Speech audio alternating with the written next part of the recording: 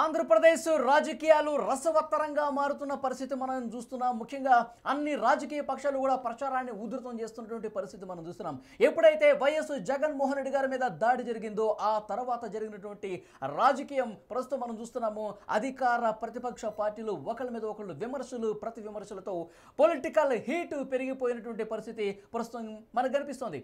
ముఖ్యంగా ఆంధ్రప్రదేశ్లో విమర్శలు ఏ స్థాయికి వెళ్ళిపోయాయంటే దాడి మీరే చేశారు, చంద్రబాబే చేయించారంటూ ఇటు అధికార పార్టీ నుంచి విమర్శలు వస్తున్న పరిస్థితి చూస్తున్నాం. మరోవైపు ప్రతిపక్షం కూడా గతంలో జరిగిన ఘటనను నిదర్శనంగా చూపిస్తూ ఇది కోడికత్తి డ్రామా లాంటిదే, ఇది డ్రామా చేశారు, కుట్రపూరితంగా వాళ్ళ మీద వాళ్లే దాడి చేయించి ఒక సానుభూతి పొందే ప్రక్రియకు మళ్ళీ శ్రీకారం చుట్టారు వైఎస్ జగన్మోహన్ రెడ్డి అని చెప్పి ఇటువైపు నుంచి కూడా విమర్శలు మనం చూస్తున్నాం. దాంతోపాటుగా చెల్లెళ్ల రాజకీయం హీటు పుట్టిస్తోంది. కడపలో వైఎస్ షర్మిల సునీత ప్రచారం ఉధృతం చేస్తున్నారు. అన్నకి పోరాటం చేస్తున్నారు, అన్న మీద పోరాటం చేస్తున్నారు, అన్నకు వ్యతిరేకంగా పూర్తి స్థాయిలో గళం విప్పుతున్న పరిస్థితి చూస్తున్నాం. నిన్న హైదరాబాద్లో YS Sunitha power point presentation కూడా ఇచ్చారు. వైఎస్ జగన్మోహన్ రెడ్డికి ముందే తెలుసు, వైఎస్ అవినాష్ రెడ్డి ఈ హత్యకు సంబంధించిన ఉదంతం మొత్తం కూడా లైవ్ అప్డేట్స్ తెలుసుకుంటూ హత్యలో క్రియాశీలకంగా పోషించారు. ఈ విషయం జగన్మోహన్ రెడ్డి కూడా తెలుసు. జగన్ ప్రభుత్వం పడిపోవాలి, జగన్ ప్రభుత్వం ఈసారి రాకూడదు, హత్య రాజకీయాలు ప్రోత్సహిస్తున్న వారు గెలవకూడదు, వైఎస్ అవినాష్ రెడ్డి కూడా గెలవకూడదు, నిందితులకు తప్పకుండా శిక్ష పడే వరకు తన పోరాటం కొనసాగిస్తానని చెప్పేసి ఆమె చెప్తున్నారు. సో రాజకీయ వాతావరణం ఇంత హీట్ ఎక్కుతున్నటువంటి ప్రస్తుత పరిస్థితుల్లో సర్వేలు కూడా రాజకీయ పార్టీలకు మరింత కాకపుట్టిస్తున్నటువంటి పరిస్థితి కనిపిస్తోంది. ముఖ్యంగా ఆంధ్రప్రదేశ్లో నేషనల్ సర్వేలు కావచ్చు, లోకల్గా చేసిన సర్వేలు కావచ్చు, చాలా వరకు ఏ విధమైనటువంటి రిపోర్ట్స్ ఇచ్చాయో ఇప్పటి వరకు మనం చూసాం. పదుల సంఖ్యలో సర్వేలు వచ్చిన పరిస్థితి చూస్తున్నాం. ఇప్పుడు సరికొత్త సర్వే, అంటే గతంలో ఒకసారి చేశారు, మళ్ళీ మార్చి 10 నుంచి ఏప్రిల్ 10 వరకు చేసినటువంటి సర్వేకి సంబంధించిన వివరాలు ఇప్పుడు నేను మీ ముందుంచే ప్రయత్నం చేస్తున్నాను. ఇండియన్ స్ట్రాటజీస్ సర్వే గతంలో ఒక సర్వే ఇచ్చింది. ఇప్పుడు లేటెస్ట్గా మార్చి 10 నుంచి ఏప్రిల్ 10 వరకు ఈ సర్వే రిపోర్ట్ ఏ విధంగా ఉందో మీకు వివరించే ప్రయత్నం చేస్తున్నాను. ఈ సర్వే చేసినటువంటి డాక్టర్ భరత్ రెడ్డి గారు ప్రస్తుతం లైవ్లో మనతో పాటు సిద్ధంగా ఉన్నారు. సార్, ఈ రిపోర్ట్ మొత్తం నేను చూశాను. మొత్తం ఈ మనం టీవీ ప్రేక్షకులు కూడా ఏ జిల్లాలో, ఉమ్మడి జిల్లాలో ఎన్ని నియోజకవర్గాలు ఉన్నాయి, ఆ నియోజకవర్గాల్లో ఏ పార్టీ గెలిచే అవకాశం కనిపిస్తుంది, ఎక్కడ టఫ్ ఫైట్ ఉంది, అవన్నీ కూడా మీ సర్వే రిపోర్ట్కి సంబంధించి పూర్తి డీటెయిల్స్ మనం టీవీ ప్రేక్షకులకు ఒకసారి వివరిస్తాం సార్. తర్వాత ఈ సర్వే అసలు ఎట్లా చేశారు, ఏ అంశాలను పరిగణలోకి తీసుకుని సర్వే చేశారు, మళ్ళీ ఒకసారి మనం మాట్లాడుతాం సార్. ప్లీజ్ ఒకసారి ఒక 2 minutes కూర్చోండి. నేను మనం టీవీ ప్రేక్షకులకు ఈ సర్వేకి సంబంధించిన వివరాలన్నీ కూడా మీకు చూపించే ప్రయత్నం చేస్తాను. ఒకసారి మనం చూద్దాం. శ్రీకాకుళం జిల్లా నుంచి మొత్తం రాయలసీమ, చిత్తూరు, మొత్తం ఉమ్మడి 13 జిల్లాలకు సంబంధించి ఏ జిల్లాలో ఏంటి పరిస్థితి ఒకసారి మీకు చూపించే ప్రయత్నం చేస్తున్నాం. ఇండియన్ స్ట్రాటజీస్ సర్వే శ్రీకాకుళం ఉమ్మడి జిల్లాలో 10 నియోజకవర్గాలు ఉన్నాయి. ఈ 10 నియోజకవర్గాల్లో 8 కూటమి గెలవబోతోంది. టీడీపీ, జనసేన, బీజేపీ కూటమి 8 స్థానాలు గెలుచుకోబోతోంది. వైసీపీ కేవలం 2 స్థానాలకే పరిమితం అవుతుందని చెప్తున్నారు. సో కీన్ కంటెస్ట్ ఏం లేదు. ఉమ్మడి శ్రీకాకుళం జిల్లాలో ఫలితం మాత్రం వన్ సైడ్గా కనిపిస్తుంది. 10లో 8 స్థానాలు కూటమి గెలుచుకునే అవకాశం ఉన్నట్టుగా కనిపిస్తుంది. ఇక ఉమ్మడి నియోజకవర్గం, ఉమ్మడి విజయనగరం జిల్లాలో మొత్తం 9 నియోజకవర్గాలు ఉన్నాయి. ఈ 9లో కూటమి 4, వైసీపీ 4, ఒకటి మాత్రం చాలా పోటాపోటీగా ఉండే అవకాశం ఉందని చెప్తున్నారు. తర్వాత విశాఖపట్నంలో మొత్తం 15 స్థానాలు ఉన్నాయి. 15లో 11 స్థానాలు కూటమి గెలుచుకోబోతుందని చెప్తున్నారు. సో 11 స్థానాలు అంటే మెజారిటీ స్థానాలు విశాఖపట్నం జిల్లాలో కూటమికి రాబోతున్నట్టుగా తెలుస్తోంది. కేవలం 2 స్థానాలకే ప్రస్తుతం అధికారంలో ఉన్న వైసీపీ కేవలం 2 స్థానాలకే పరిమితం అవుతుందని చెప్తున్నారు. మరొక 2 చోట్ల పోటాపోటీగా ఉండే పరిస్థితి కనిపిస్తుంది. ఆ 2 కూడా మళ్ళీ ఏ పార్టీకి వస్తున్నది కూడా త్వరలోనే తేలిపోనుంది. 2 చోట్ల మాత్రం కొంత టఫ్ ఫైట్ ప్రస్తుతం అయితే కనిపిస్తోంది. ఇక ఉమ్మడి పశ్చిమ గోదావరి జిల్లాలో మొత్తం 15 స్థానాలుంటే 15లో 13 ఇక్కడ మనం చాలా స్పష్టంగా చూడొచ్చు. మెజారిటీ ఇక వన్ సైడ్గా ఫలితం ఉన్నట్టుగా ఇక్కడ కనిపిస్తోంది. గోదావరి జిల్లాలో 13, కేవలం 1 స్థానంలో మాత్రం వైసీపీ ఎట్టి పరిస్థితుల్లో గెలుస్తుంది. మరొకటి మాత్రం టఫ్ ఫైట్ ఉందన్నట్టు కనిపిస్తోంది. ఇక ఎక్కువ నియోజకవర్గాలు ఉన్నటువంటి ఉమ్మడి తూర్పుగోదావరి జిల్లా పరిస్థితి చూస్తే మొత్తం 19 నియోజకవర్గాలు ఉన్నాయి. అతిపెద్ద ఉమ్మడి జిల్లాగా చెప్పొచ్చు, ఎందుకంటే 19 నియోజకవర్గాలు ఉన్నాయి. చాలా కీలకమైనటువంటి నియోజకవర్గాలు ఇక్కడ ఉన్నాయి. అందులో 17 స్థానాలు, 19లో 17 స్థానాలు ఉమ్మడి తూర్పుగోదావరి జిల్లాలో కూటమికే రాబోతున్నాయి. కేవలం ఒక్క స్థానం వైసీపీకి వచ్చే అవకాశం కనిపిస్తుంది. మనకు తెలుసు ఉమ్మడి తూర్పుగోదావరి అలాగే పశ్చిమ గోదావరి జిల్లాలకు సంబంధించి అక్కడ జనసేన ప్రభావం ఎక్కువగా ఉంటుంది. ఇప్పుడు కూటమిలో జనసేన పార్టీ ఉంది కాబట్టి సో ఉధృతంగా కూటమి ప్రచారం చేస్తున్నటువంటి పరిస్థితి ఉన్న నేపథ్యంలో ఎక్కువ స్థానాలు క్లీన్ స్వీప్ చేసే దిశగా కూడా ఆయా స్థానాలు కూటమి వైపు వెళుతున్నట్టుగా ఇక్కడ మనం చాలా స్పష్టంగా అబ్జర్వ్ చేయొచ్చు. గతంలో వచ్చినటువంటి సర్వేలు కూడా ఉమ్మడి తూర్పుగోదావరి పశ్చిమ గోదావరి అంటే ఉభయ గోదావరి జిల్లాల్లో కూటమి వైపు కూటమి బలం చాలా స్పష్టంగా కనిపిస్తుంది. వీలైనన్ని ఎక్కువ స్థానాలు గెలుచుకుంటుందని ఒక అంచనా ఉన్నప్పటికీ కూడా చాలా సర్వేలు ఇట్లా వన్ సైడ్గా ఇచ్చినటువంటి పరిస్థితి కనిపిస్తుంది. అధికార వైసీపీకి అక్కడ భంగపాటు తప్పదు. ఉమ్మడి తూర్పుగోదావరి పశ్చిమ గోదావరి జిల్లాలో క్లీన్ స్వీప్ కూటమి చేయబోతుందన్నట్టుగా ఇక్కడ పరిస్థితి మనకు కనబడుతోంది. ఇక కృష్ణా జిల్లాలో పరిస్థితి ఏంటి? మొత్తం 16 స్థానాలు ఉన్నాయి. 16లో మళ్ళీ 10 స్థానాలు కూటమి వైపు ఉన్నాయి. మరొక 5 స్థానాలు వైసీపీ గెలుచుకునే అవకాశం కనిపిస్తుంది. ఒక చోట మాత్రం పోటాపోటీ ఉండే అవకాశం ఉన్నట్టుగా కనిపిస్తోంది. ఇక్కడ కొంచెం బెటర్గా కనిపిస్తోంది వైసీపీ.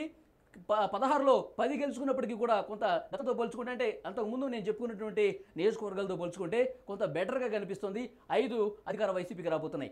ఇక ఉమ్మడి గుంటూరు జిల్లా విషయానికి వస్తే 17 నియోజకవర్గాలు ఉంటే ఈ 17లో మళ్ళీ 11 కూటమికి రాబోతున్నాయి. కేవలం 5 స్థానాలు మాత్రమే వైసీపీ గెలుచుకునే అవకాశం కనిపిస్తుంది.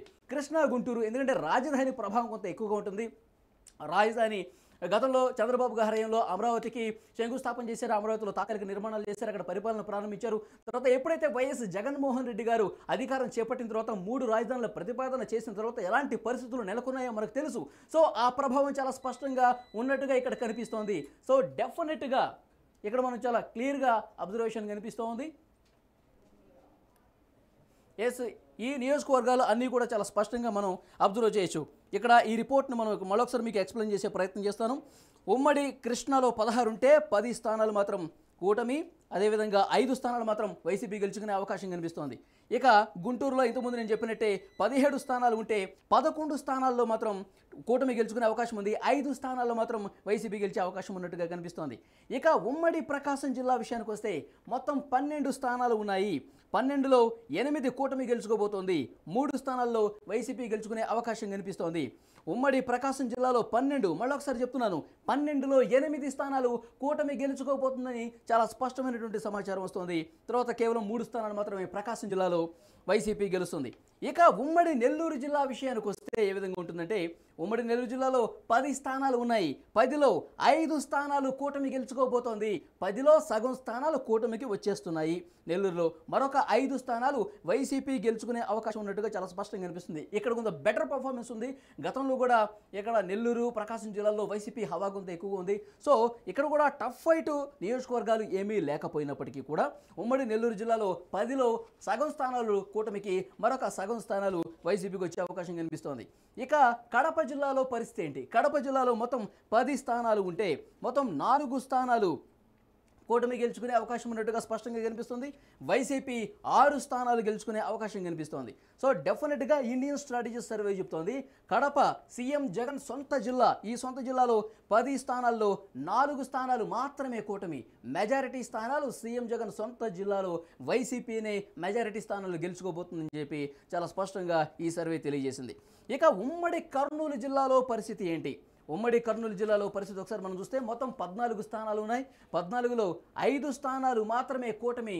అంటే కడపతో పోల్చుకుంటే కర్నూలు కూడా ఇంకా దానికి భిన్నంగా ఏమీ లేదు. కర్నూలు జిల్లాలో కూడా కూటమికి కొంత నిరాశాజనకమైన ఫలితం చెప్పాలి. ఎందుకంటే ఉభయ గోదావరి జిల్లాలతో పోల్చుకుంటే, తర్వాత ఉత్తరాంధ్రతో పోల్చుకుంటే ఇక్కడ కూటమికి స్థానాలు తగ్గుతున్నట్టుగా మనం స్పష్టంగా ఇక్కడ అబ్జర్వ్ చేయొచ్చు. 14లో 5 మాత్రమే కూటమి గెలుచుకునే అవకాశం ఉంది. 7 స్థానాలు మాత్రం వైసీపీ గెలుచుకునే అవకాశం కనిపిస్తోంది. 2 మాత్రం టఫ్ ఫైట్ ఉండే అవకాశం ఉందని ఇండియన్ స్ట్రాటజీస్ సర్వే తెలియజేసింది. ఇక అనంతపురంలో ఏంటి పరిస్థితి? ఉమ్మడి అనంతపురంలో 14 స్థానాలు ఉన్నాయి. ఈ 14 స్థానాల్లో సిచ్యువేషన్ ఏ విధంగా ఉందో ఒకసారి మీకు చెప్తాను. ఈ 14లో 10 స్థానాలు ఉమ్మడి అనంతపురం జిల్లాలో 14లో 10 స్థానాలు కూటమి విజయం దిశగా దూసుకుపోయే అవకాశం ఉన్నట్టుగా చాలా స్పష్టంగా కనిపిస్తోంది. సో డెఫినెట్గా ఇక్కడ మనం అబ్జర్వ్ చేయొచ్చు. ఉమ్మడి అనంతపురం జిల్లాలో డెఫినెట్గా ఇక్కడ మనం కూటమి విజయం సాధించే అవకాశం కనిపిస్తుంది. ఉమ్మడి అనంతపురం అంటే డెఫినెట్గా కూటమికి చాలా బలమైనటువంటి నియోజకవర్గాలు ఉన్నాయి. తెలుగుదేశం పార్టీ చాలా బలంగా ఉండే అవకాశం కనిపిస్తోంది. సో డెఫినెట్గా ఇది కలిసి రాబోతోంది. ఉమ్మడి అనంతపురంలో మెజారిటీ స్థానాలు కూటమికి గెలిచే అవకాశం ఉంది. కేవలం 3 స్థానాల్లో మాత్రమే అధికార వైసీపీ గెలిచే అవకాశం ఉన్నట్టుగా చాలా స్పష్టంగా తెలుస్తుంది. ఒక చోట మాత్రం టఫ్ ఫైట్ ఉండే అవకాశం ఉంది. ఇక ఉమ్మడి చిత్తూరు జిల్లాలో పరిస్థితి ఏంటి ఒకసారి ఇక్కడ చూపిస్తాను మీకు. ఉమ్మడి చిత్తూరులో కూడా 14 స్థానాలు ఉన్నాయి. సో 14లో 6 స్థానాలు కూటమి గెలుచుకోబోతోంది. మరొక 6 స్థానాల్లో వైసీపీ గెలుచుకోబోతుంది. చెరుసగం పంచుకున్న పరిస్థితి కనిపిస్తుంది చిత్తూరులో. 6 స్థానాలు కూటమి, 6 స్థానాలు వైసీపీ, 2 చోట్ల మాత్రం పోటాపోటీ ఉండే అవకాశం ఉన్నట్టుగా ఇక్కడ మనకి స్పష్టంగా కనిపిస్తోంది. సో ఓవరాల్గా చూసుకుంటే కనుక శ్రీకాకుళం నుంచి చిత్తూరు వరకు ఈ ఉమ్మడి 13 జిల్లాల్లో ఉన్నటువంటి పరిస్థితి ఇక్కడ మనకి కనిపిస్తోంది. మొత్తం డెఫినెట్గా కూటమికి ఎక్కువ స్థానాలు వచ్చే అవకాశం ఉందని ఇండియన్ స్ట్రాటజీ సర్వే చెప్తోంది. డాక్టర్ భరత్ రెడ్డి గారు చేసినటువంటి సర్వేకి సంబంధించిన ఈ వివరాలు. గతంలో కూడా ఇండియన్ స్ట్రాటజీస్ సర్వే చేసింది. గతంలో ఉన్నటువంటి ఫలితాలకు కొంత స్వల్ప మార్పులు కనిపిస్తున్నాయి. అయినప్పటికీ కూడా కూటమికే ఎక్కువ స్కోప్ ఉన్నట్టుగా మనకు కనిపిస్తోంది. ఇక్కడ స్క్రీన్ మీద మనకి వచ్చేసింది ఇండియన్ స్ట్రాటజీకి సంబంధించినటువంటి సర్వేకి సంబంధించిన డీటెయిల్స్ మళ్ళీ ఒకసారి మీకు చూపించే ప్రయత్నం చేస్తున్నాను. ఇక్కడ శ్రీకాకుళం నుంచి మొదలు పెడితే ఇక్కడ చిత్తూరు వరకు కూడా మొత్తం అన్ని స్థానాల్లో మెజారిటీ స్థానాలు కూటమి వైపే ఉన్నట్టుగా కనిపిస్తోంది. అక్కడక్కడ ఒక్కొక్క జిల్లాలో వైసీపీ ప్రభావం కనిపించినప్పటికీ కూడా కూటమి వైపే ప్రజలు ఉన్నారు. కూటమి ఆశీర్వదించడానికి సిద్ధంగా ఉన్నారు. కూటమి గెలిచే అవకాశం చాలా స్పష్టంగా ఉన్నట్టుగా ఇండియన్ స్ట్రాటజీస్ సర్వే చెప్తోంది. డాక్టర్ భరత్ రెడ్డి గారు చేసినటువంటి ఈ సర్వేకి సంబంధించిన వివరాలు ఈ విధంగా ఉన్నాయి. అయితే ఎన్ని స్థానాలు రాబోతున్నాయి? 175లో కూటమి వైపు ఎన్ని స్థానాలు ఉండబోతున్నాయి? వైసీపీకి ఎన్ని స్థానాలు ఇచ్చే అవకాశం కనిపిస్తుంది? ఇక టఫ్ ఫైట్ కీన్ కంటెస్ట్ ఎన్ని స్థానాలు ఉండబోతాయో మీకు ఒకసారి చూపించే ప్రయత్నం ఇక్కడ చేస్తాను. కూటమి 112 స్థానాలు. మనకు తెలుసు ఆంధ్రప్రదేశ్లో 88 స్థానాలు వస్తే అధికారం కైవసం చేసుకునే అవకాశం కనిపిస్తుంది. ఇక్కడ ఇండియన్ స్ట్రాటజీ సర్వే కూటమికి 112 స్థానాలు ఇచ్చింది. 112 స్థానాలతో ఒక అద్భుతమైన విజయం కూటమి నమోదు చేసే అవకాశం ఉందని చాలా స్పష్టంగా అర్థమవుతుంది. ఇక అధికార వైసీపీ, ప్రస్తుతం అధికారంలో ఉన్న వైసీపీ కేవలం 50 స్థానాలకు పరిమితం కాబోతోంది. గతంలో కూడా మనం చూసాం చాలా సర్వేలు 40 స్థానాలు ఇచ్చిన పరిస్థితుంది, 30 స్థానాలు ఇచ్చిన పరిస్థితుంది. అయినప్పటికీ కూడా ఇప్పుడు కొంత మెరుగుదల కనిపించింది అధికార వైసీపీకి.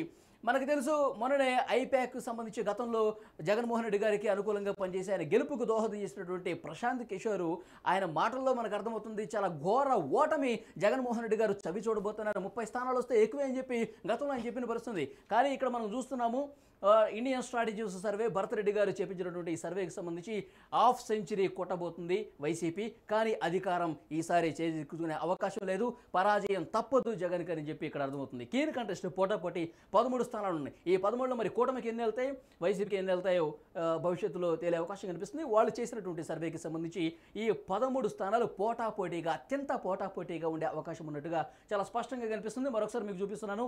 కూటమి 112 స్థానాలతో అద్భుత విజయం నమోదు చేసే అవకాశం ఉన్నట్టుగా కనిపిస్తోంది. సో భరత్ రెడ్డి గారు ఒక్కసారి రండి సార్, స్క్రీన్లోకి రండి. ఈ ఇండియన్ స్ట్రాటజీస్ సర్వే మీరు అసలు సర్వే ఏ విధంగా చేశారు? గతంలో కూడా మీరు సర్వే చేశారు.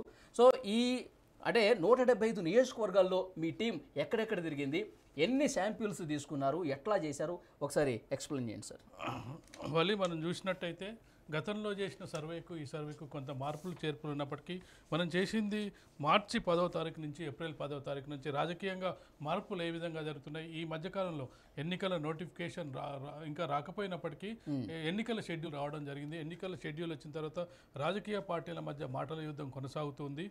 ఎవరి స్ట్రాటజీలు వాళ్ళు అమలు చేస్తున్న సందర్భంలో అసలు 175 నియోజకవర్గాల్లో ఒక్కొక్క శాంపిల్ మనం 1500 తీసుకోవడం జరిగింది. 1500లో చూసుకున్నట్లయితే అన్ని వర్గాలు 18 లోపు 18 నుంచి 21 వరకు ఎవరైతే యువత ఎటువైపు ఉన్నారు, యువత ఎందుకు వ్యతిరేకిస్తున్నారు, అలాగే చూసుకున్నట్టయితే 40 సంవత్సరాల మధ్య వయసు వాళ్ళు, వృద్ధులు, అలాగే చూసుకుంటే మహిళలు, జెండర్ వైజ్ అంటే ప్రతి వాళ్ళను మనం కన్సిడర్ తీసుకోవడం జరిగింది. అలాగే కులాల వారీగా, మతాల వారీగా, అలాగే ప్రతి అంశాన్ని ఎందుకు వ్యతిరేకిస్తున్నారు, పాజిటివ్స్ ఏంది, జగన్మోహన్ రెడ్డి పాజిటివ్స్ ఏంది, నెగిటివ్స్ ఏంది, అలాగే చంద్రబాబు నాయుడు పాజిటివ్స్ ఏంది, నెగిటివ్స్ అనేది ఒక్కొక్క నియోజకవర్గం మనకు 175 నియోజకవర్గాలకు సంబంధించి ఒక్కొక్క శాంపిల్. ప్రత్యేకంగా ఇక్కడ మనం గోదావరి జిల్లాల గురించి మాట్లాడుకోవాలి.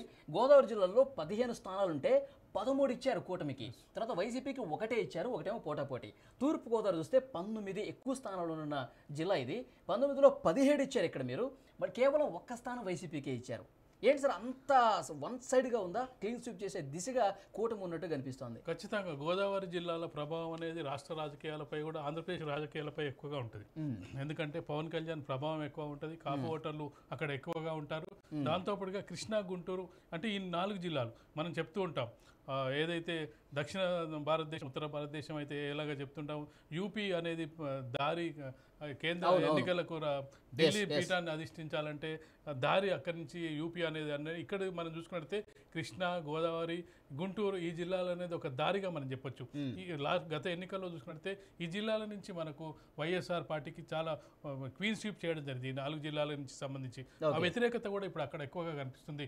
అక్కడ ఒకటి ప్రభావం, ఒకటి చూసుకున్నట్లయితే పవన్ కళ్యాణ్ ప్రభావం, కాపు ఓటర్ల ప్రభావం, అలాగే ప్రభుత్వ వ్యతిరేకత, ఇవన్నీ కలిసి కూటమిగా ఏర్పడడానికి చంద్రబాబు నాయుడు, పవన్ కళ్యాణ్ కృషి ఎక్కువ ఉందని చెప్పొచ్చు. ఈ కూటమిలో చంద్రబాబు నాయుడుని తీసుకురావడానికి, అలాగే చూసుకున్నట్టయితే బీజేపీని అసలు బీజేపీ వస్తుందో రాదో అన్నదాన్ని చంద్రబాబు నాయుడును బీజేపీని కన్విన్స్ చేసి తీసుకురావడం, బీజేపీ ద్వారా ఓట్లు వస్తాయా రావా అని పక్కన పెడితే ఒక్క ఓటు కూడా చీలకూడదు అనేది పవన్ కళ్యాణ్ తాపత్రయం. తను కొంత త్యాగం కూడా చేయడం జరిగింది. బీజేపీ అడిగినన్ని సీట్లు ఇవ్వడానికి తనకు ఏదైతే టీడీపీ కేటాయించిన కొన్ని సీట్లను బీజేపీకి కేటాయించడం జరిగింది. కేవలం 2 ఎంపీ స్థానాలు మాత్రమే పోటీ చేయడం జరుగుతుంది. అలాగే ఎమ్మెల్యే స్థానాలను కూడా త్యాగం చేయడం. అదంతా కూడా గోదావరి జిల్లాలో ప్రభావం చూపే అవకాశం ఉంది. గోదావరి జిల్లాలో పవన్ కళ్యాణ్ వెంట గతంలో జరిగిన పొరపాట్లు, గతంలో జరిగిన ఒంటరి పోరాటం వల్ల తను గతంలో ఏం కోల్పోయాడు, ఇప్పుడు కూటమిలో కూడా చాలా మంది చాలా లుకలుకలు వస్తాయని ఆశించారు. ఈ సీట్ల సర్దుబాటు సందర్భంగా తిరుగుబాట్లు ఉంటాయి, లేకపోతే రెబల్స్ ప్రభావం ఉంటుంది టీడీపీ నుంచి కానీ జగన్ ఏదైతే అక్కడక్కడ చెదురుమదురుగా జరిగిన ఉన్నది పెద్ద ఎత్తున అయితే రాలేదు. టీడీపీ పార్టీ ఏదైతే కోల్పోతున్న స్థానాల దగ్గర రాలేదు. జన సైనికుడే సీఎం కావాలని చెప్పి జనసేన కార్యకర్తలు కోరుకున్న సందర్భాన్ని మనం చూసాం. 175 స్థానాల్లో పోటీ చేయకుండా జనసేన ఎలా సీఎం అవుతుంది? తన లక్ష్యం ఏంటి? ఖచ్చితంగా కూడా ఇప్పుడున్న జగన్మోహన్ రెడ్డి ప్రభుత్వాన్ని కూల్చడానికి ఓట్ల చీలిక ఉండదు. ఆ ఒక్క ప్రధాన అంశమే. ఇప్పుడు నియోజకవర్గాల్లో కూటమిలో ఉన్న 3 పార్టీలు కూడా ఒకళ్ళకొకళ్ళు సహకరించుకుని గెలిపించుకునే పరిస్థితి ఉందంటారా? సెట్ అయిందంతా? ఖచ్చితంగా. ఇప్పుడు ఎన్నికల నోటిఫికేషన్ వచ్చినప్పటికీ, ఎందుకంటే ఇప్పటికే ఏమైనా గొడవలు గందరగోళాలు ఉంటే ఇప్పటికే కొంత నోటిఫికేషన్ రావడానికి సమయం ఉంది. ఇప్పటికే అభ్యర్థుల ఎంపిక జరిగిపోయింది కాబట్టి అక్కడ ఉన్న స్థానిక సంస్థలు, స్థానిక నాయకుల్ని ముందే సెట్ చేసుకునే అవకాశం ఉంటుంది. ఈ గ్యాప్ ఉండడం వల్ల ఏమైందంటే ఎక్కడ గొడవలు ఉన్నాయి, ఎక్కడ ఇబ్బందులు ఉన్నాయి, వాటిని కూడా సెట్ చేసుకునే అవకాశం ఉంటుంది. ఈ లోపుగా ఏంటంటే 3 పార్టీలు కూడా మేము ఒకటి, అందరం ముగ్గురం ఒకటే అనే ఒక అభిప్రాయాన్ని అయితే కలిగిస్తున్నారు. మనం చూసుకున్నట్టయితే ప్రచారంలో పాల్గొంటున్న సందర్భాన్ని చంద్రబాబు నాయుడు, పవన్ కళ్యాణ్, అలాగే పురంధేశ్వరి రాష్ట్ర అధ్యక్షులు ముగ్గురు కలిసి కూడా చాలా సందర్భాల్లో ఎప్పుడైనా కార్యకర్తలకు కానీ ఓటేసే ఓటర్కి కానీ ఎప్పుడు కాన్ఫిడెన్స్ వస్తుంటే వీళ్ళు ముగ్గురు ఒకటే కూటమిగా ఉన్నారు అన్నప్పుడు వాళ్ళకు ఒక కాన్ఫిడెన్స్ వస్తుంది. లేదు వీళ్ళలో లుకలుకలు ఉన్నాయన్నప్పుడు ఖచ్చితంగా కూడా నీకు ఎప్పుడు కూడా అధికార పార్టీ ఎప్పుడు గెలుస్తుందంటే మనం ఖచ్చితంగా చాలా సందర్భాల్లో సర్వేలో కానీ మనం ఎలక్షన్స్ అయిపోయినాక కూడా మనం చూసినప్పుడు వ్యతిరేక ఓటు చీలినప్పుడే మనకు అధికార పార్టీకి నష్టం జరుగుతుంది. అధికార పార్టీకి ఒక 35%, 40% ఓటింగ్ వచ్చినప్పుడు ఈ 60%లో పంచుకున్నట్టయితే వీళ్ళకు డ్యామేజ్ జరిగే అవకాశం ఉంది. అధికార పక్షానికి 38%, 40% ఓటు వచ్చినా ప్రతిపక్షం ఒక్కడైనప్పుడు వాళ్ళకు ఒక 45% ఓటు వచ్చినప్పుడు వాళ్ళు డామినేట్ చేసే అవకాశం ఉంటుంది. చాలా సందర్భాల్లో మనం చూసినప్పుడు ఓట్ల చీలిక, ట్రయాంగిల్ ఫైట్స్ ఇవన్నిటి వల్ల అధికార పక్షానికి లాభం జరుగుతుంటుంది. ఆ లాభం జరగకుండా ఉండడానికి పవన్ కళ్యాణ్ చాలా తీవ్ర ప్రయత్నం చేయడం జరిగింది. ఆ ప్రయత్నం ఒక మాట సార్, పిఠాపురంలో ఏంటి పరిస్థితి? పిఠాపురంలో పవన్ కళ్యాణ్ నిలబడ్డారు, తర్వాత వంగగీత వైసీపీ నుంచి ఉన్నారు. ఏంటి ఎట్లా ఉండబోతున్న పరిస్థితి అక్కడ? ఖచ్చితంగా పిఠాపురం సెలెక్ట్ చేసుకుంటే గత అనుభవాలు ఇస్తాయి. గతంలో పవన్ కళ్యాణ్కి ఒక అనుభవం ఉంది. చేసిన 2 చోట్ల ఓడిపోయాడు అనేది ఒక మచ్చ ఉంది మొదటిసారి. ఆ మచ్చ నుంచి తొలగించడానికి పిఠాపురం ఎంచుకోవడం జరిగింది. పిఠాపురం ఖచ్చితంగా కూడా ఆయనకు కలిసి వచ్చే అంశంగా చెప్పొచ్చు. దాని మీద మీ సర్వేలో ఆయన ఖచ్చితంగా పవన్ కళ్యాణ్ గెలవబోతున్నాడు. ఒక్క ప్రభావం ఒక జిల్లా ప్రభావం అనేది ఒక పాజిటివ్ వేవ్ ఏ విధంగా వస్తుందంటే గెలుస్తాడనే అభిప్రాయం వచ్చినప్పుడు ఆ జిల్లా మొత్తం కూడా వ్యాపిస్తుంటది. ఓడిపోతాడు అనుకున్నప్పుడు ఆ ప్రభావం కనిపించదు. ఖచ్చితంగా మనం చూసుకున్నట్టయితే గోదావరి జిల్లాలో కూటమి చూసుకున్నట్టయితే దాదాపుగా నీకు అధికారం కావాల్సినది వాళ్ళ దగ్గర నుంచే నీకు ఎక్కువ 30-40 సీట్లు అక్కడి నుంచే వచ్చినట్టుగా కనిపిస్తున్నాయి కూటమికి. కాబట్టి ఈ ఒక వేవ్ సృష్టించిన తర్వాత ఖచ్చితంగా వీళ్ళు గెలుస్తారన్నప్పుడు సాధారణ కార్యకర్త ఉన్నా కానీ గెలిచే అవకాశం ఉంటుంది. ఆ వేవ్లో పెద్ద నాయకులు కూడా ఏదైతే ఓడిపోయే పక్షం వైపు పెద్ద పెద్ద నాయకులు గతంలో 5 ఏళ్ళు 10 ఏళ్ళు 15 ఏళ్ళు నిలబడ్డ నాయకులు కూడా ఆ వేవ్ ఉన్నప్పుడు అందులో కొట్టుకుపోయే అవకాశం ఉంది. మన తెలంగాణ ఎన్నికల్లో చూడడం జరిగింది. మొదటిసారి ఎన్నికల్లో పోటీ చేసిన వాళ్ళు కూడా చాలా మంది నిలబడడం జరిగింది. రాజకీయ అనుభవం ఎర్రబల్లి దయాకర్ రావు లాంటి వాళ్ళు తెలుగుదేశం స్థాపన నుంచి ఉన్నారు. అది ఒక 26 ఏళ్ళ 28 యువతి చేత ఓడిపోవడం జరిగింది. రాజకీయ అనుభవం అక్కడ పనికిరాదు. ఓటర్లు ఒకవైపు డిసైడ్ అయిపోతే ఇక వేవ్ లా అక్కడ క్యాండిడేట్ ను చూడరు, ఆ వేవ్ ను చూస్తారు. సార్ ఇక్కడ మనం వైసీపీకి కంచుకోటగా ఉన్నటువంటి కొన్ని జిల్లాల్లో కూడా కొంత ప్రతికూల పరిస్థితులు ఉన్నాయి. కొంతేమో కొంచెం తన ఉనికిని కాపాడుకునే పరిస్థితి వైసీపీ చేసినట్టుగా కొన్ని కనిపిస్తున్నాయి మనకి. నెల్లూరులో చూడొచ్చు, గతంలో వన్ సైడ్గా ఉన్నటువంటి వైసీపీ ఈసారి సగానికి సగం పడిపోయినట్టుగా మీ సర్వేలో తెలుస్తుంది. 10లో 5 సగానికి సగం పంచుకున్నారు. కడప జిల్లా చూస్తే సీఎం సొంత జిల్లా 4 మాత్రం మీ కూటమికి వస్తుంది. మళ్ళీ మెజారిటీ స్థానాలు 6 వైసీపీకి వస్తున్నట్టు పరిస్థితుంది. సో కర్నూలులో 5, 7 కూటమి కేవలం 5 కర్నూలులో, మళ్ళీ 7 వైసీపీకి వస్తున్నాయి. అంటే రాయలసీమలో, అంటే ఉత్తరాంధ్ర కోస్తాంధ్రతో పోల్చుకుంటే రాయలసీమలో వైసీపీ బలంగా ఉందని చెప్పి చాలా సర్వేలు చెప్పి, సో మీరు కూడా వైసీపీ వైపే కొన్ని ఎక్కువ స్థానాలు ఇచ్చిన పరిస్థితి. అనంతపూర్ తప్ప మనం చూసుకున్నట్టయితే రాయలసీమలో దాదాపుగా కూటమి కంటే కూడా ఆధిపత్యం కనిపిస్తుంది. కడప సొంత జిల్లా కాబట్టి ఖచ్చితంగా కూడా ఆ ప్రభావం ఉంటుంది. కర్నూలుకు ఒక అడ్వాంటేజ్ ఏంటంటే కర్నూలులో న్యాయ రాజధాని ఏర్పాటు చేయాలని చెప్పి భావించడం జరిగింది. కర్నూలు మొదటి నుంచి ఏం కోరుకున్నారంటే, మేము గతంలో రాజధాని కోల్పోవడం జరిగింది, మాకు రాజధాని కావాలనే ఒక డిమాండ్ కూడా ఉండే. ఆ డిమాండ్ నెరవేరకపోయినప్పటికీ కనీసం ఎక్కడైతే 3 రాజధానుల విషయంలో వైజాగ్లో డ్యామేజ్ అయిందో, అలాగే మనకు విజయవాడలో అమరావతి డ్యామేజ్ అయిందో, కానీ ఇక్కడ డ్యామేజ్ కాకుండా కొంతవరకు నిలుపుదల చేయడానికి కారణం ఏంటంటే అక్కడ ఒక న్యాయ రాజధాని వస్తుందనేది కర్నూలు వాళ్ళు ఆశిస్తున్నారు. దాంతోపాటుగా రాయలసీమ జిల్లాలో కొంతవరకు వైసీపీ బలంగా ఉండడంతో పాటు ఇప్పుడు 50 సీట్లు మనకు వస్తున్నాయంటే ఈ రాయలసీమని రక్షిస్తుందని చెప్పొచ్చు. రాయలసీమ రక్షించి ఉండకపోతే ఉత్తరాంధ్రలో ఏకపక్షంగా ఉన్నట్టయితే గతంలో చంద్రబాబు నాయుడుకి ఏ విధంగా అయితే 23 సీట్లతో ఆగిపోవడం జరిగిందో 23-30 స్థానాలు పడిపోయే అవకాశం ఉండే. కానీ రాయలసీమ ముఖ్యంగా చూసుకున్నట్లయితే కర్నూలు, కడప, అలాగే చూసుకున్నట్లయితే నెల్లూరులో 50% ఇవి కొంతవరకు కాపాడుతున్నాయి.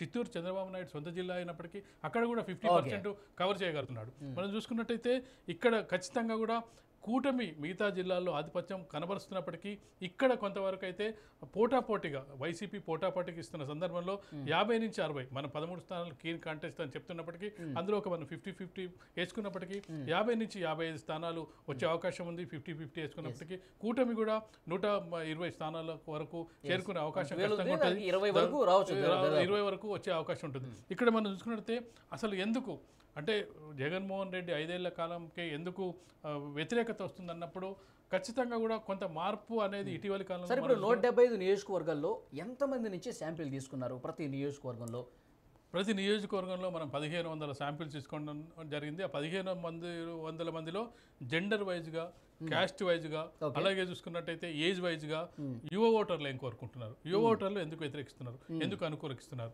స్త్రీలు మహిళలు ఎందుకు అనుకూలం, ఎందుకు వ్యతిరేకం, మధ్య తరగతి వారు ఎందుకు వ్యతిరేకం, ఎందుకు అనుకూలం, అలాగే మధ్య 40 నుంచి 50 60 ఏళ్ళ వాళ్ళు, 60 ఏళ్ళ పైబడిన వాళ్ళు, ఏదైతే పెన్షన్ కరువులో ఉన్న వాళ్ళు, వాళ్ళందరూ వాళ్ళు ఎందుకు వ్యతిరేకిస్తున్నారు, ఎందుకు అనుకూలిస్తున్నారు అంటే జెండర్ వైజ్గా దేని పట్ల వాళ్ళకు వ్యతిరేకత ఉంది, ప్రభుత్వం పట్ల ఎందుకు వ్యతిరేకత ఉన్నప్పుడు ముఖ్యంగా చూసుకున్నట్టే ముఖ్యంగా మొదటి నుంచి కూడా చెప్తున్నది 3 రాజధానుల విషయాలకు సంబంధించి ప్రజల్లో, ఆంధ్రప్రదేశ్ రాష్ట్ర ప్రజల్లో వ్యతిరేకత ఉంది జగన్మోహన్ రెడ్డి మీద.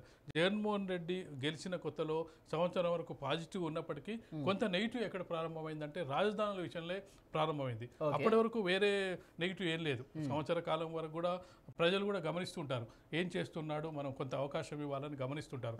ఎప్పుడైతే తను వెంటనే అధికారం చేపట్టిన వెంటనే అమరావతి రాజధానిగా ఉంచుతూనే మనకు మూడు రాజధానులు ఉండాలనే ప్రతిపాదన చెప్పినామంటే అక్కడి నుంచే మెల్లగా కొంత వ్యతిరేకత ప్రారంభమైంది. ఈ వ్యతిరేకతలకు అన్నిటికీ తర్వాత కారణం బీజం పడింది. కానీ మొదటి వ్యతిరేకత అనేది ఒక రాజధానికి 3 రాజధానులు, ఎందుకంటే కొత్త ప్రాంతము, కొత్తగా రాజధాని ఏర్పాటు చేసుకోవాలంటే చాలా కష్టమైన పని. కేంద్రం ఎంత సహకరిస్తుందో తెలియదు. కేంద్ర ప్రభుత్వం పూర్తిగా బాధ్యత తీసుకోవాలి ఒక రాజధాని నిర్మాణం చేయాలంటే. అట్లాంటిది ఒక 5 ఏళ్ల కాలం మనం ఎలా ఉంటుందంటే ఒక సగం ఇల్లు కట్టిన తర్వాత దీన్ని వదిలేసి మరో చోట ఇల్లు కట్టుకున్నట్టు అవుద్ది. ఇక్కడ ఇల్లు ఇది కంప్లీట్ కాదు, మరొక ఇల్లు కంప్లీట్ కాకుండా విశాఖ నుంచే రాజధాని అని చెప్పి విశాఖ నుంచే పరిపాలన చేస్తామని చెప్పారు. ఈ ఉగాదికు ఈ దసరాకు అని చెప్పి చెప్పుకుంటూ పోయారు. కానీ విశాఖ నుంచి వెళ్ళి పరిపాలన చేసిన పరిస్థితి లేదు. సో ఏంటి సార్ అది విశాఖ ఓటర్లే నీకు సపోర్ట్ చేసే పరిస్థితి లేదు. వాళ్ళకి రాజధాని వస్తుందని చెప్తున్నప్పటికీ విశాఖ ఓటర్లే అక్కడ సపోర్ట్ చేసే పరిస్థితి లేదు. ఎందుకంటే అక్కడ అమరావతి రాజధాని పెట్టడానికి కొన్ని కారణాలు చంద్రబాబు చెప్పడం జరిగింది. ఆంధ్రప్రదేశ్ అనేది మనం చూసుకున్నట్లయితే ఒక ఈ మూల నుంచి ఆ మూల ఉంటుంది. అమరావతి అయితేనే సెంటర్ పాయింట్గా ఉంటుంది. లేదంటే వైజాగ్ తీసుకున్నట్టయితే ఒక చివరికి ఉంటుంది, ఇటు కర్నూలు తీసుకున్నట్టయితే ఇటు చివరికి ఉంటుంది. మధ్యలో ఉండేది ఏదంటే మనకు హైదరాబాద్ లాగా ఉండదు. హైదరాబాద్ అంటే తెలంగాణ పరిసర చుట్టూ జిల్లాలు ఉంటాయి, కానీ అక్కడ స్టేట్గా ఉంటుంది. స్టేట్గా రైలు డబ్బా లాగా ఉన్న పరిస్థితిలో చూసుకున్నట్టయితే ఎక్కడ రాజధాని ఏర్పాటు చేసినా అది ఒక చివరికి పోతుంది.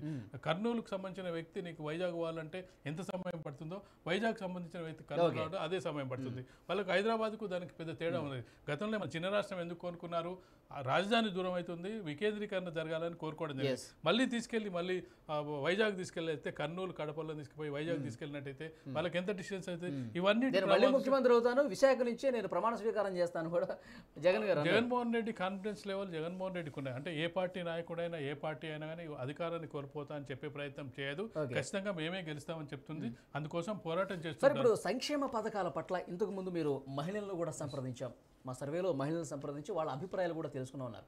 సో ముఖ్యంగా చాలా సంక్షేమ పథకాలు అమలవుతున్నాయి, మహిళల కేంద్రంగా చాలా కూడా అమలవుతున్నటువంటి పరిస్థితి కనిపిస్తుంది. సంక్షేమమే మమ్మల్ని గెలిపిస్తుందన్న నమ్మకం అధికార పార్టీలో ఉంది. సో సంక్షేమ పథకాల పట్ల మహిళల రియాక్షన్ ఏ విధంగా ఉంది మీ సర్వేలో?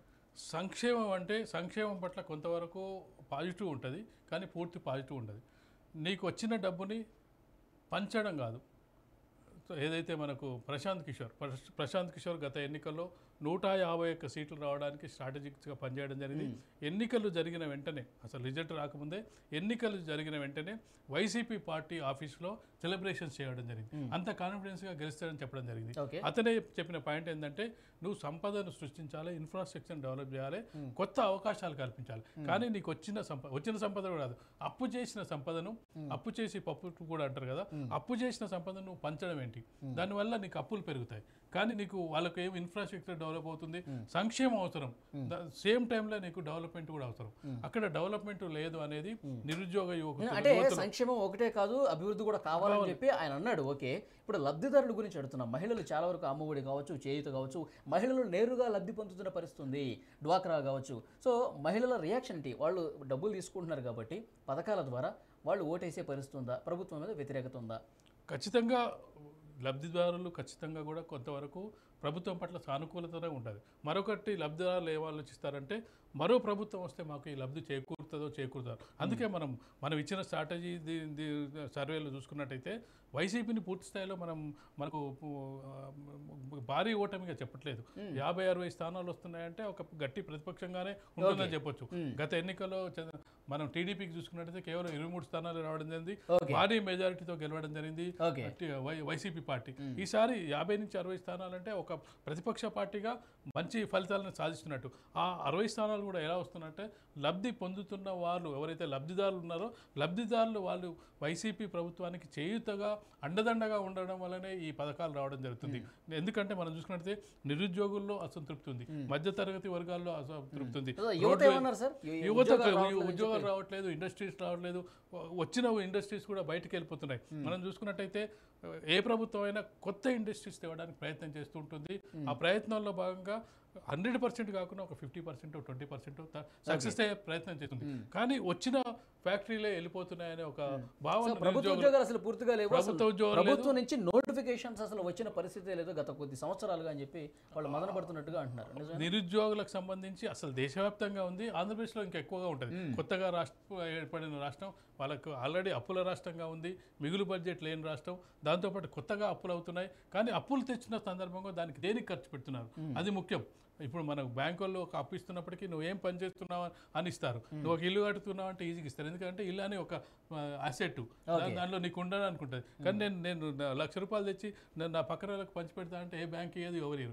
ఇప్పుడు ఇక్కడ జరుగుతున్నది అంటే అప్పులు తెస్తున్నావు, నువ్వు పంచి పెడుతున్నావు. ఆ పంచి పెట్టడం వల్ల అయితే మళ్ళీ నీకు రిటర్న్స్ వస్తున్నాయా? నీకు రిటర్న్స్ కూడా రావాలి.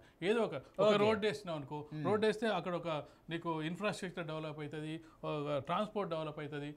ఆ డెవలప్మెంట్ లేదు. డెవలప్మెంట్ లేకపోవడం అనేది వైసీపీకి పెద్ద దెబ్బగా చెప్పొచ్చు. అయితే ఇక్కడ ఏది ఏమైనప్పటికీ తను ఏదైతే సంక్షేమ పథకాలు ప్రవేశపెట్టాడో అమ్మఒడి లాంటి వాటి పథకాలు, అలాగే మహిళలకు ఈ ఉచితాలు ఉన్నాయో, ఉచితాలకు సంబంధించి కొంత వాళ్ళకు అసంతృప్తి, నువ్వు ఎన్ని పథకాలు ఇచ్చినా ఏం చేసినా అసంతృప్తి అని అందరికీ ఉంటుంది. 100% సాటిస్ఫాక్షన్ అనేది ఎక్కడ ఉంటుంది. ఎందుకంటే మనం తెలంగాణ ఎన్నికల్లోనే చూద్దాం. తెలంగాణ ఎన్నికల్లో రైతు బంధు ఇచ్చాము, మేము షాదీ ముబారక్ ఇచ్చాము, కళ్యాణ లక్ష్మి ఇచ్చాము, ఈ రుణమాఫీ లక్షల లోపు వాళ్ళకి చేసాం. ఇన్ని చేసినప్పటికీ ఓటర్ ఎందుకు ఇక్కడ ఓడించాడు అంటే అసంతృప్తి. నువ్వు కొత్తగా వచ్చే ప్రభుత్వం మరి ఇంకేమైనా పథకాలు ఇస్తే, ఇప్పుడు ఉచితాలకు అలవాటు పడిన ప్రజలు మరో ప్రభుత్వం మారితే మరింత మనకు ఇంకెన్ని ఉచితాలు వస్తాయని ఒక సెక్షన్ ఆలోచిస్తే. అయితే ఆంధ్రప్రదేశ్లో రోడ్లు చాలా అధ్వానంగా ఉన్నాయి. రోడ్ల మీద 2 వీలర్ కాదు కదా, అసలు ఏ వీలర్ కూడా వేసుకుని పోయే పరిస్థితులు అని చెప్పి ప్రతిపక్షాలు తీవ్రంగా విమర్శిస్తున్న పరిస్థితి. అంటే నేను ఒక లైవ్ ఎగ్జాంపుల్గా అడుగుతున్నాను మిమ్మల్ని. మీ సర్వే చేసేటటువంటి ప్రతినిధులు ఆంధ్రప్రదేశ్లో తిరిగారు, ప్రతి గ్రామానికి వెళ్ళి సర్వే చేశారు. నియోజకవర్గంలో ప్రతి గ్రామానికి వెళ్ళిపోయినా నియోజకవర్గంలో కొన్ని శాంపిల్స్ అయితే తీసుకున్నారు.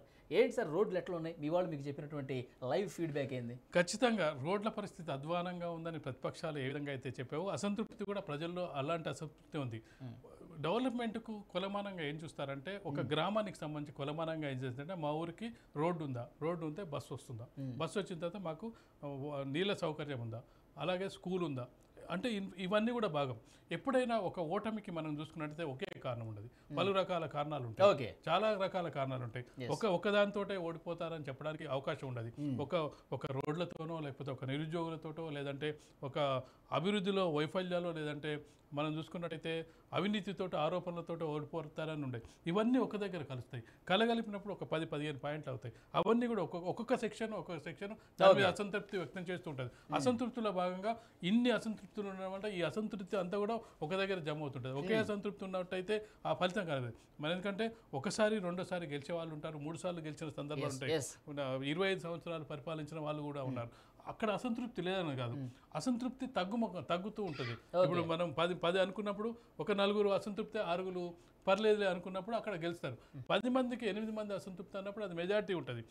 ఇప్పుడు జగన్మోహన్ రెడ్డి పరిస్థితి చూసుకున్నట్టయితే, ఒకటి మన అసంతృప్తి వైద్యుగా మనం చూసుకున్నట్టయితే, సంతృప్తి వైద్యుగా ఒక 2-3 మార్కులు వేసినట్టయితే, అసంతృప్తి వైద్యుగా 7 మార్కులు వేయాల్సి వస్తుంది. అదే విధంగా అంటే ఇన్ఫ్రాస్ట్రక్చర్ డెవలప్మెంట్ లేదు, నిరుద్యోగులకు ఆశాజనకంగా లేదు, అలాగే అవినీతి అనేది అంతం లేదు. ఇప్పుడు వాలంటరీ వ్యవస్థకు సంబంధించి విమర్శలు ఉన్నాయి, దాంతో పాటుగా కేసులు, దాంతో పాటుగా చూసుకున్నట్లయితే ఇంట్లో సమస్యలు. ఇప్పుడు ఇంటి ఏదైతే అవినాష్ రెడ్డికి సంబంధించి కుటుంబ సమస్యలు, వివేకానంద రెడ్డి హత్య కేసుకు సంబంధించి వివేకానంద రెడ్డి స్వయంగా. సార్ ప్రజలు నిజంగా ఏమనుకుంటున్నారు?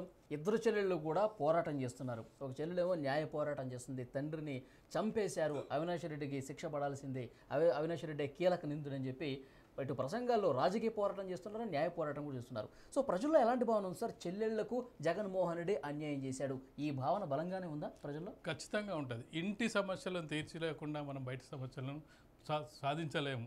ఖచ్చితంగా ఇంట్లో వాళ్ళు ఒకటే అని చెప్పుకునే ప్రయత్నం అయితే ఖచ్చితంగా చేయాలి.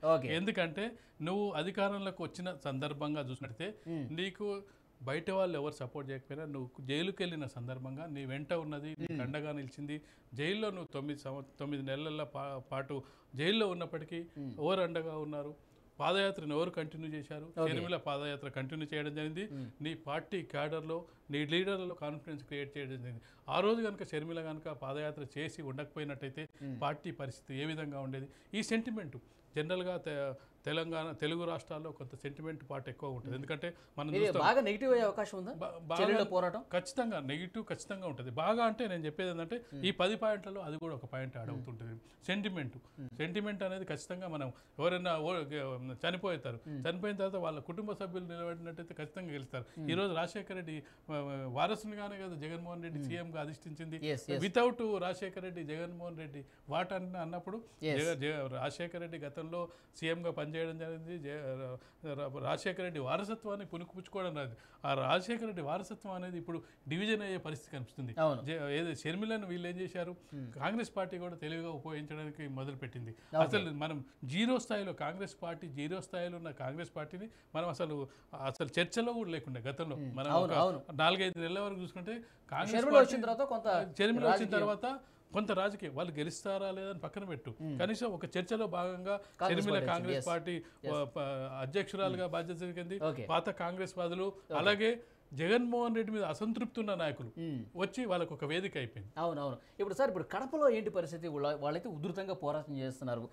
జగన్మోహన్ రెడ్డి చెల్లెళ్ళకి ఏ విధంగా అన్యాయం చేశాడు, తర్వాత నిందితులకు ఏ విధంగా కాపాడుతున్నాడు, అయినప్పటికీ టికెట్ ఇచ్చి వాళ్ళ విజయానికి ప్రచారం చేసుకుంటున్న పరిస్థితి కనిపిస్తుంది.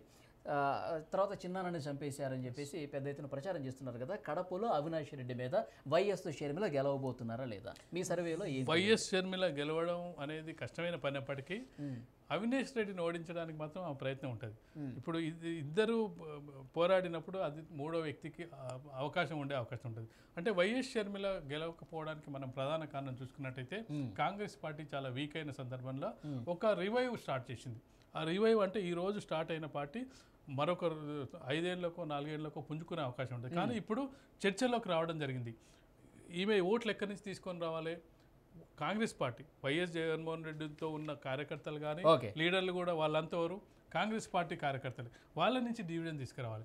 తెలుగుదేశం పార్టీ మొదటి నుంచి కూడా ఓడిపోయినప్పటికీ బలంగా ఉన్న పార్టీ. నీకు ఆంధ్రప్రదేశ్ రాష్ట్ర వ్యాప్తంగా కూడా కొంత పర్సెంట్ ఆఫ్ ఓట్స్ వాళ్ళకు 2%, 3% వేరియేషన్ ఉన్నప్పటికీ 2% అటు ఇటు అయితే గెలిచే అవకాశాలు ఉంటాయి. అలాంటి సందర్భంలో రాయలసీమలో కూడా టీడీపీ బలంగా ఉన్న పార్టీ.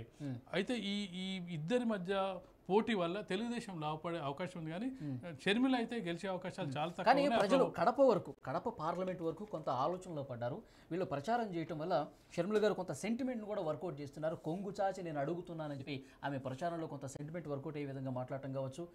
చిన్నాన్న అలాగే రాజశేఖర రెడ్డి గారు రామలక్ష్మణులాగా ఎంత అన్యోన్యంగా ఉండేవాళ్ళు, అలాంటి వ్యక్తిని చంపించారన్న ఒక భావన ప్రజల్లో అంటే లోకల్గా కొంత ఎక్కువగా వర్కౌట్ అవుతుంది కదా. సో ఆ ప్రజల్లో ఇప్పటికే ఆ మార్పు స్టార్ట్ అయిందని చెప్పి ఒక ప్రచారం. మార్పు స్టార్ట్ అయింది.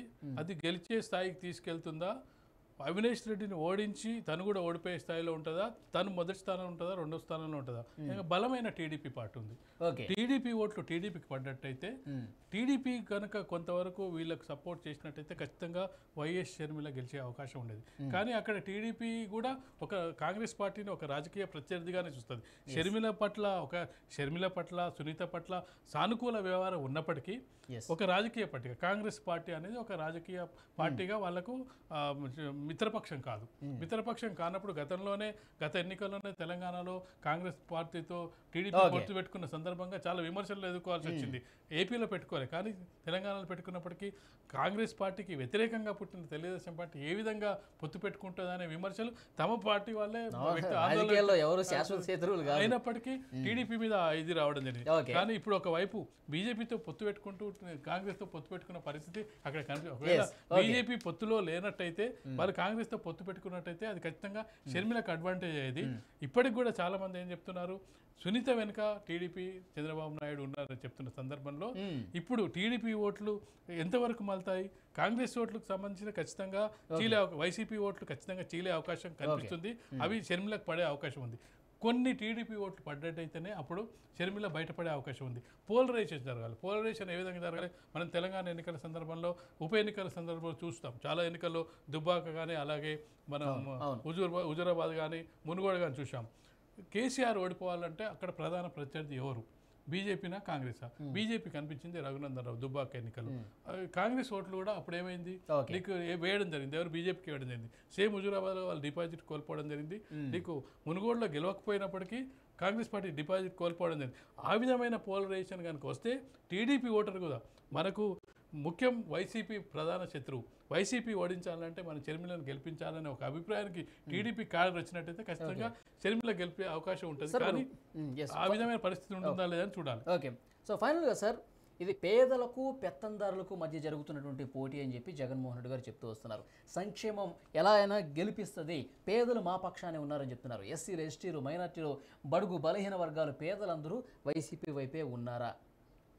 పేదలు అంటే తను చెప్తున్న నమ్ముకున్న దాని ప్రకారం ముఖ్యంగా నమ్ముకున్నది ఏంటంటే లబ్ధిదారులు, మైనార్టీలు, దిగువ మధ్యతరగతి వాళ్ళు తనకు ఓటేస్తారని నమ్ముతున్నారు.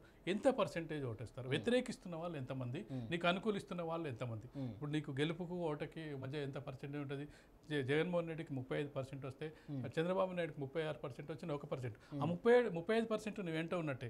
కానీ గెలుపుకు ఓటకి మధ్య 1-2% ఓటమి తేడానే ఉంటుంది ఎవరి గెలుపు ఓటమికైనా. ఆ సందర్భంలో నీకు అనుకూలించే వాళ్ళు ఈ వర్గాలు ఉన్నాయి. ఈ వర్గాలు ఆ వర్గాన్ని డామినేట్ చేస్తున్నాయా లేదని ఇక్కడ ప్రశ్న. ఈ వర్గాలు ఎక్కువ కనిపిస్తున్నాయి. ఎవరు వ్యతిరేకించే వర్గాలు ఎక్కువ ఉన్నాయి. మనం 10 మార్క్స్ తీసుకున్నప్పుడు 3-4 మార్కులు నీకు వస్తున్నాయి. 6 మార్కులు అటు వచ్చినప్పుడు నీకు ఈ 4 మార్కులు వచ్చినా కానీ నీ గెలుపుకు బయట పడేయలేవు. నీ ఓటింగ్ వ్యతిరేక ఓటు అనేది ఎక్కడ చేయట్లేదు. మూడు పార్టీలు చీలినా 1-2% చీలినా అప్పటికి కూడా లబ్ధి ఎవరికి జరుగుతుందంటే నీకు 7 మార్కులతోటి గెలిచే అవకాశం అయితే అపోజిషన్కే కలుపుతుంది. నీకు అసలు మార్కులు రావని కాదు, నీకు వస్తున్నాయి. కానీ అవతలి వాళ్ళని డామినేట్ చేసే అన్ని మార్కులు రావట్లేదు. ఈ పర్సెంటేజ్ అంతా ఎక్కడి నుంచి వస్తుంది? నీకు లబ్ధిదారుల నుంచి, నువ్వు అనుకున్న సెక్షన్స్ నుంచి, మైనార్టీల నుంచి, పేదవర్గాల నుంచి, వీటి వల్ల నీకు ఓటింగ్ పర్సెంటేజ్ వస్తుంది. కానీ ఓటింగ్ పర్సెంట్ గతంలో కంటే తగ్గుతుంది. అది ముఖ్యమైన విషయం. ఆ తగ్గడం వల్ల నీకు సీట్ల సంఖ్యలో వేరే, గతంలో 151 సీట్ల నుంచి ఇప్పుడు 50-60 సీట్లకు పడిపోతున్నాం. అంటే దాదాపు 89 సీట్లకు పడిపోవడానికి కారణం ఏంటంటే మిగతా సెక్షన్లు నిన్ను వ్యతిరేకిస్తున్నాయి. గతంలో ఉన్న చంద్రబాబు నాయుడుకున్న టీడీపీ ఓటింగ్ పర్సెంట్ పెరుగుతుంది. దానివల్ల ఇప్పుడు నీకు తగ్గుతుందని మన విశ్లేషణలో మన సర్వేలో వెల్లడిందని చెప్పచ్చు. మొత్తానికి ఇండియన్ స్ట్రాటజీస్ సర్వే చేసినటువంటి డాక్టర్ భరతరెడ్డి గారు చెప్తున్నారు, మొత్తానికి 112 స్థానాలు కూటమి వైపు ఉన్నాయి. ఇప్పటి వరకు అయితే 50 స్థానాల్లో అయితే వైసీపీ గెలిచే పరిస్థితి ఇప్పటి వరకు కనిపిస్తుంది. 13 మాత్రం పోటాపోటీ ఉంది. ఇందులో కూడా సగం కూటమికి వెళ్ళే అవకాశం ఉందని చెప్తున్నారు.